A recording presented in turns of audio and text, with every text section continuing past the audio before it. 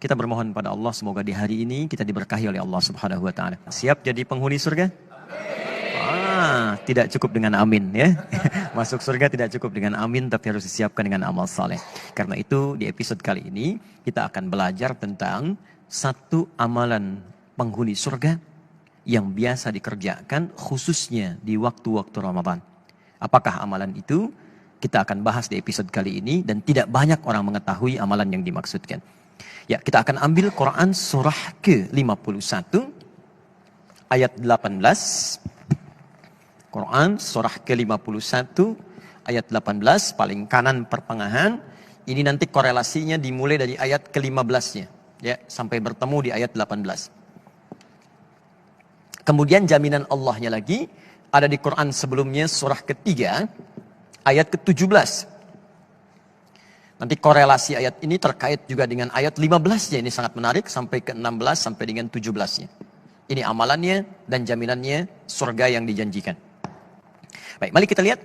Masih ingat di pertemuan yang lalu saya menerangkan tentang satu waktu menjelang kepada fajar. Disebut apa waktunya?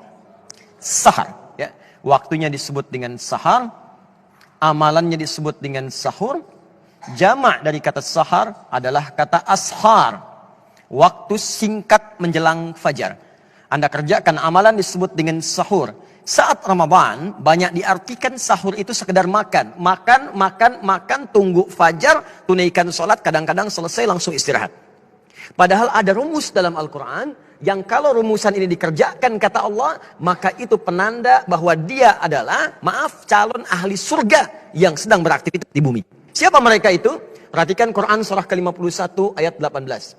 Wabil ashari hum yastaghfirun. Ada orang-orang penghuni surga itu yang aktivitasnya saat di dunia di waktu sahar. Wabil ashari hum yastaghfirun. Mereka banyak beristighfar kepada Allah Subhanahu wa taala. Istighfar. Siapa mereka ini? Kembalikan ke ayat 15-nya. Innal muttaqina fi jannatin wa uyun. Ada orang-orang takwa yang akan masuk surga, surganya spesial. Jadi orang yang biasa istighfar di waktu sahar itu surganya spesial. Kata Allah, mereka akan tinggal di taman-taman surga. Akhidhina ma atahum rabbuhum. Keunggulan yang kedua, mereka akan langsung mendapatkan kenikmatan surga dari Allah tanpa perantara. Jadi bisa menatap Allah tanpa hijab. Ya, nanti di hari kiamat saat kembali kepada Allah. Nanti ayatnya di Quran surah 75, ayat ke-22 sampai dengan 23. Ya, wujuhun yauma idzin nadhirah. Ada orang yang wajahnya berbinar, gembira sekali. Bukan karena masuk surganya. Ya, bukan karena surganya. Ila rabbiha nadhirah, karena bisa menatap Allah langsung tanpa hijab seketika. Siapa di antara mereka itu? Inilah yang saat di dunia punya kebiasaan istighfar di waktu sahar. Nah, jadi saya ingin simpulkan bahwa dalam bahasan ini, yang pertama, teman-teman, kalau sudah masuk waktu sahur, jangan cuma makan. Makan, selesai. 10 menit, 20 menit, begitu selesai. Duduklah Anda di ruang tengah. Datang bersama keluarga. Lalu istighfar kepada Allah Subhanahu wa taala. Astagfirullah. Ya Allah, saya minta ampun ya Allah. Jika Anda bisa kerjakan itu, maka hadisnya hadis qudsi. Diriwayatkan oleh 30 orang sahabat senior, jalur pertamanya. Ya, Nabi mengatakan, Allah berfirman, kalau sudah datang akhir-akhir malam itu menjelang fajar, maka Allah kemudian turun ke langit dunia dan menyampaikan kepada hamba-hambanya. Perhatikan kalimatnya. Ya ibadi, siapa yang di antara hambaku? Hambaku. Siapa yang minta, aku kabulkan. Siapa yang berdoa, aku jawab.